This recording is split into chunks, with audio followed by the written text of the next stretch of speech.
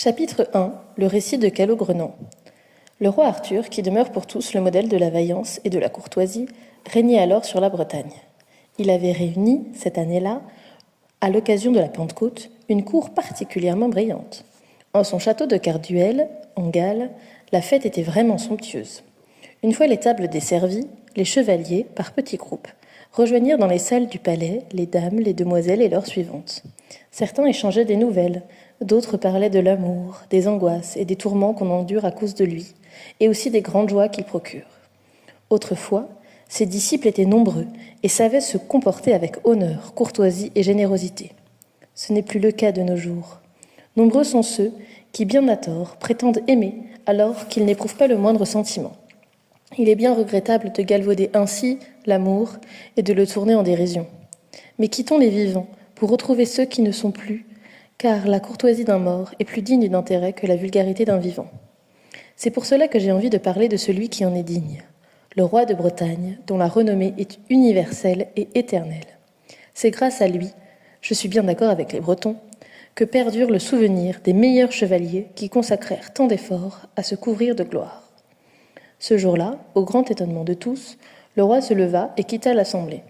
Certains s'en offusquèrent. Les commentaires allaient bon train, car jamais encore on ne l'avait vu se retirer dans sa chambre pour dormir ou se reposer un jour de si grande fête. Cette fois-là, pourtant, la reine le retint si longtemps auprès d'elle qu'il s'endormit. À l'extérieur, devant la porte de la chambre, Didonel s'agremore que Monseigneur Yvain et Monseigneur Gauvin écoutaient Calogrenant, un chevalier fort aimable, faire le récit d'une aventure qui, loin d'être à son honneur, s'était achevée à sa grande honte. La reine, qui l'avait entendu conter son histoire, se leva, quitta le roi et vint furtivement prendre place parmi l'auditoire. Seul, Calogrenant l'aperçut et se dressa vivement pour la saluer. Que, toujours sarcastique et malveillant, persifla. « Par Dieu, Calogrenant, n'allez pas croire, dans votre naïveté, que vous êtes le plus courtois de nous tous. Si nous ne nous sommes pas levés, ce n'est ni par paresse ni par dédain, mais tout simplement parce que nous n'avions pas vu madame. » « Je crois bien, répliqua la reine, que vous en crèveriez si vous ne pouviez pas épancher votre venin sur vos compagnons, tant vous êtes odieux et mal élevés. Madame, si votre présence parmi nous n'est pas un bienfait, faites au moins en sorte que ce ne soit pas une nuisance. Je n'ai rien dit qui puisse m'être reproché. Brisons-la, s'il vous plaît, cette querelle odieuse. Demandez plutôt de continuer son récit. » Calogrenant reprit la parole. « Madame, peu m'importe cette querelle, mais sire que, à de plus vaillants et de plus sages que moi, vous avez tenu des propos blessants et injurieux, comme à votre habitude. On ne peut empêcher le bourdon de bourdonner, le temps de piquer, le fumier de puer, et que d'être odieux. Cependant, si madame veut bien m'y autoriser, je n'en raconterai pas plus aujourd'hui. » « Madame, tous ceux qui sont ici vous sauront gré de lui demander de continuer, reprit que. Je ne vous demande pas de le faire pour moi, mais pour tous les autres qui ont grande envie d'écouter la suite de son récit. » La reine dit alors. « Calogrenant, ne prenez pas ombrage des attaques du sénéchal Cheux. Il faut toujours qu'il persifle, c'est plus fort que lui. Ne soyez pas fâchés et je vous prie, ne refusez pas, à cause de lui, de poursuivre votre récit. Reprenez donc depuis le début, c'est moi qui vous le demande. » Madame, je n'ai plus la moindre envie de leur raconter quoi que ce soit, et je préférerais me taire si je ne craignais de vous déplaire, puisque tel est votre désir, et quoi qu'il m'en coûte, écoutez bien. Ouvrez grand votre cœur, en même temps que vos oreilles, car le vent a tôt fait d'emporter les paroles qu'on ne fait qu'entendre. Les oreilles sont le chemin par lequel la voix s'en vint jusqu'au cœur, qui, s'il est attentif, saisit les paroles et les garde au plus profond de lui-même. Alors, si vous voulez réellement comprendre, écoutez avec votre cœur, car ce que je vais vous dire n'est ni songe ni mensonge, mais c'est ma propre histoire. Il y a à peu près 7 ans, j'allais seul, comme un chevalier errant, en quête d'aventure. Ayant engagé mon cheval sur un mauvais sentier, plein de ronces et d'épines à travers la forêt de Brocéliande, j'eus grande peine, presque tout le jour, à me frayer un chemin.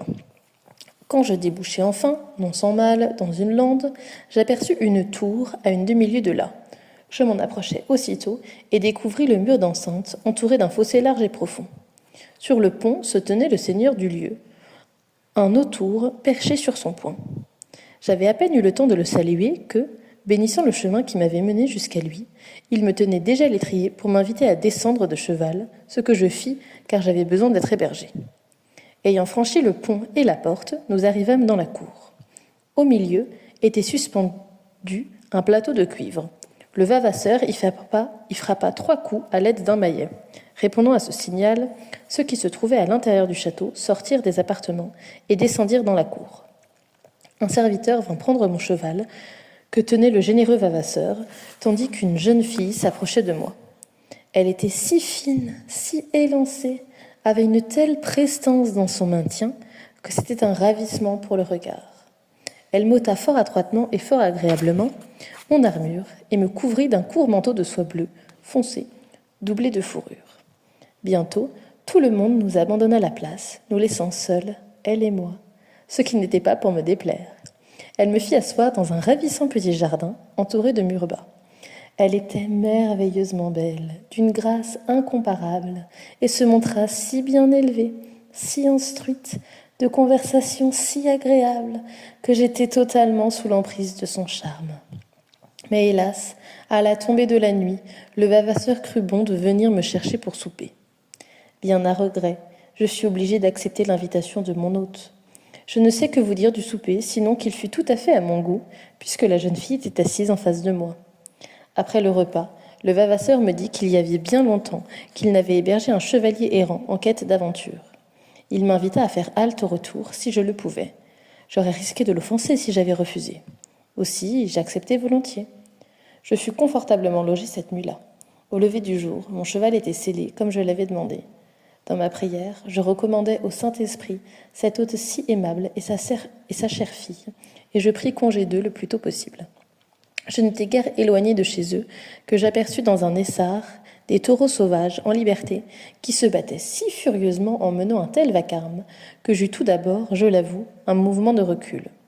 Un vilain mesurant bien 17 pieds et qui avait tout l'air d'un mort, d'une laideur si repoussante que je ne saurais trouver les mots pour la décrire, était assis sur une souche et tenait à la main une grande massue sur laquelle il s'appuyait. En m'approchant un peu, je vis qu'il avait la tête plus grosse que celle d'un ronsin, les cheveux en broussailles, les tempes dégarnies, les oreilles grandes et velues comme celles d'un éléphant, les sourcils épais, la face aplatie, des yeux de chouette, un nez plat, la bouche fendue comme celle d'un loup, des dents de sanglier acérées et jaunes, la barbe rousse, des moustaches mal taillées, le menton directement soudé au buste, l'échine longue, courbe et bossue. Ce monstre portait un bien étrange vêtement, simplement composé de 2 peaux de bœuf ou de taureau, récemment écorchés, attachés à son cou. Quand il me vit approcher, il bondit sur ses pieds. Ne sachant quelles étaient ses intentions, je me mis en position de défense. Mais il resta là, immobile. Je crus tout d'abord qu'il s'agissait d'un idiot qui ne savait pas parler. Toutefois, je m'enhardis assez pour lui demander « Quelle espèce de créature, bonne ou diabolique, es-tu » Il répondit qu'il était un homme. « Quelle sorte d'homme ?»« Je suis tel que tu peux me voir, et je ne change jamais d'aspect. »« Que fais-tu ici ?»« Je garde les bêtes de ce bois. »« Tu les gardes ? Ce sont des bêtes sauvages qui n'ont jamais obéi à l'homme. Pour les garder, il faudrait les parquer dans un enclos. Pourtant, je les garde, et elles m'obéissent. Comment fais-tu ? Quand je m'approche d'elles, aucune bête n'ose bouger. J'en attrape une, je l'empoigne par les cordes. Alors les autres, terrorisés, s'assemblent autour de moi, comme pour demander grâce. Je suis leur maître. Et toi, dis-moi à ton tour quel genre d'homme tu es et ce que tu viens faire ici. Je suis un chevalier errant, en quête de ce que je ne peux trouver. J'ai beaucoup cherché, mais en vain. Que voudrais-tu trouver ? L'aventure, pour mettre à l'épreuve ma vaillance et ma hardiesse. Sais-tu où puis-je la trouver ? Ou si tu as connaissance de quelques prodiges, je te prie instamment de me les enseigner. Tu devras te passer d'aventure, car je n'ai jamais entendu parler de ça. Mais si tu voulais aller jusqu'à une fontaine, non loin d'ici, et si tu te pliais à la coutume, je ne pense pas que tu en reviendrais sain et sauf. Là, tout près, tu trouveras un sentier qui t'y mènera. Tu n'as qu'à le suivre. Tu ne risques pas de te perdre, c'est tout droit. Tout au bout, tu découvriras une petite chapelle et, juste à côté, à l'ombre d'un arbre qui ne perd jamais ses feuilles, Tu trouveras la fontaine qui bouillonne. Son eau est pourtant plus froide que le marbre. Il y a un bassin de fer suspendu à une grande chaîne qui tombe jusque dans l'eau. Si tu prends de l'eau dans ce bassin et que tu la traverses sur la grosse pierre juste à côté, c'est une pierre comme je n'en ai jamais vu de semblable, tu déclencheras une terrible tempête qui fera fuir tous les animaux de la forêt. Chevreuils, cerfs, daims, sangliers, oiseaux, pas un seul n'osera rester. Les arbres vont se briser, il va pleuvoir très fort. L'orage va tonner, les éclairs vont déchirer le ciel avec une telle violence que, si tu peux en réchapper, c'est que tu auras plus de chance que tous ceux qui s'y sont risqués avant toi. Quittant donc le vilain, je m'engageai sur le chemin qu'il m'avait indiqué. Il était sans doute près de midi, lorsque je découvris l'arbre et la chapelle. L'arbre, c'était, pour sûr, le plus beau pin qui ait jamais poussé sur la terre, au feuillage si dense que la pluie n'aurait pas pu passer au travers. Je vis le bassin pendu à l'arbre.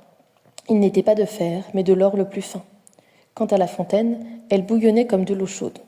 La grosse pierre, c'était une émeraude évidée, reposant sur 4 rubis plus flamboyants et plus lumineux que le soleil du matin. J'avais grande envie de savoir ce qu'il en était de l'orage et j'eus à m'en repentir. Dès que j'eus versé de l'eau sur le perron, j'avais dû en verser trop, je le crains, je vis le ciel se déchirer de toutes parts. Je fus ébloui par une multitude d'éclairs, et la foudre se mit à tomber tout autour de moi, brisant les arbres, tandis que je mettais à tomber en rafales des nuées de pluie, de grêles et de neige. Le spectacle était effrayant. J'étais terrifiée et je crus bien mourir 100 fois. Heureusement, ce déluge ne dura guère et je fus bien soulagée quand il plut à Dieu de calmer les éléments déchaînés. Les oiseaux vinrent alors s'assembler en si grand nombre que sur le pain qu'il en fut tout recouvert. Ils se mirent à chanter en chœur, toutes leurs voix différentes s'accordant si bien entre elles que je n'avais jamais rien entendu d'aussi beau. C'est pourquoi je les écoutai longtemps, et le charme ne fut brisé que par le bruit de l'arrivée d'une troupe de chevaliers. Je crus tout d'abord qu'il y en avait bien une dizaine, mais je vis bientôt que c'était un seul chevalier qui menait si grand tapage. Il arrivait au grand galop, plus rapide qu'un aigle, avec l'air féroce d'un lion. Sans perdre de temps, je resserrai les sangles de ma selle et, aussitôt, j'enforçai mon cheval. C'est alors qu'en rugissant, cet impétueux chevalier me lança son défi. « Vassal, vous venez de me causer un grand tort, sans même m'avoir défié.